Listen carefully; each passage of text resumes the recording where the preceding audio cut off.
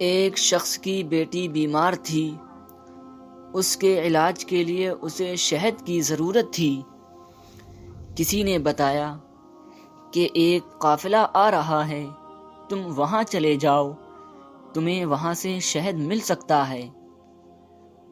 وہ شخص قافلے تک پہنچا اور اس قافلے کے آقا سے بات کی تو آقا نے اپنے غلام کو بلا کر حکم دیا کہ اونٹ پر 2 مٹکے شہد لدا ہوا ہے، اس میں سے 1 مٹکا اس شخص کو دے دو۔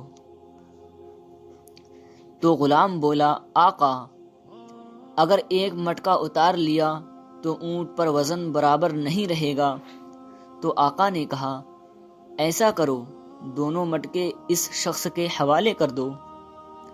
غلام نے پھر اعتراض کیا، آقا دونوں مٹکے تو یہ شخص اٹھا کر نہیں لے جا سکتا۔ تو اس پر آقا نے حکم دیا، ایسا کرو، وہ اونٹ ہی اس شخص کے حوالے کر دو۔